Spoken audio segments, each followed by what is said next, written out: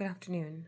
This video is in response to April Conyers and her argument against the bombings of Japan in response to Pearl Harbor.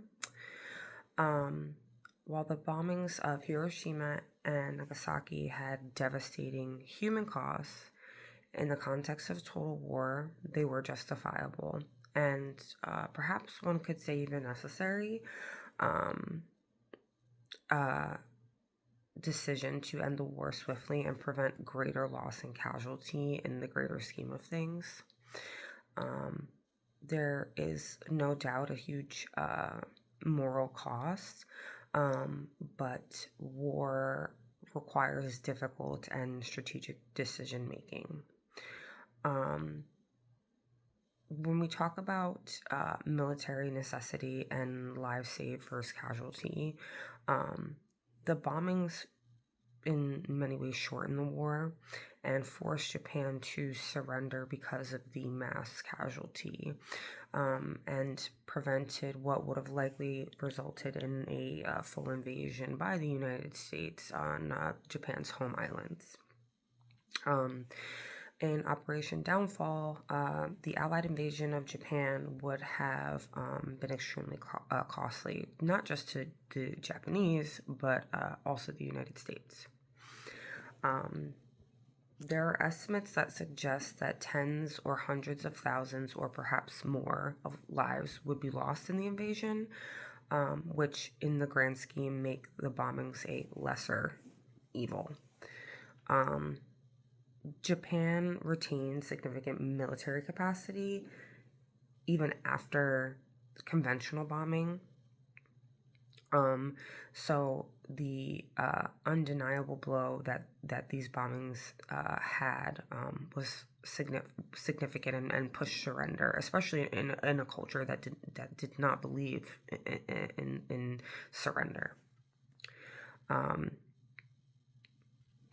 In total war, distinguishing combatants and not combatants is very difficult, and civilians who are members of a country contribute to war production, infrastructure, logistics, and things like that.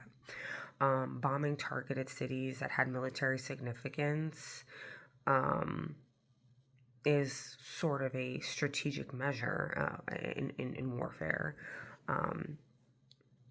There is definitely value shock in the scale of horror and devastation, but that was likely part of the rationale. And military and industrial centers were located where populations lived because we need people to work in these facilities. So it would be an ineffective measure to take that route. The policy of the United States via the Interim Committee was to maintain the bomb's secrecy and use it without warning to maximize shock. And the risk of giving warning would allow for evacuation, and thus is not strategic in terms of when we talk about military,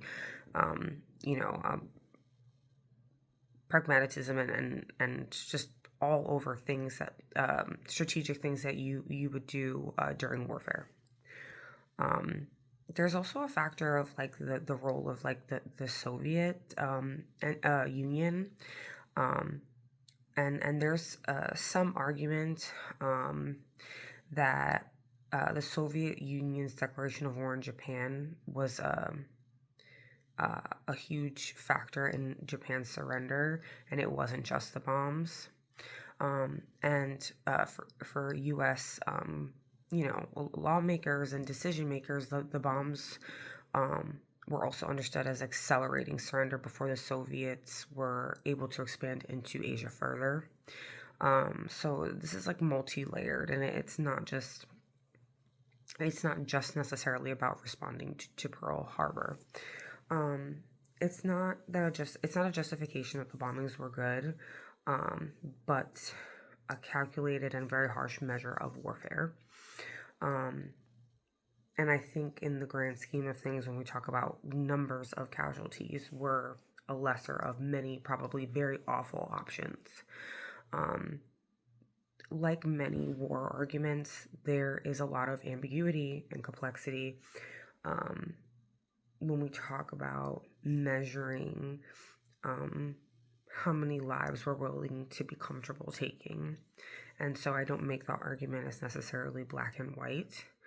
Um, but if there's a choice between continuing like a brutal, protracted war that kills thousands of people or taking decisive action in a very horrifying strike to end it, which is more defensible. And I think we can sort of reference Vietnam, which went on for a very long time, and we saw a lot of casualty on both sides, and a lot of devastation even after the war was over. When we talk about the impact it had on U.S. soldiers as well, and that is my response to April's argument. Thank you.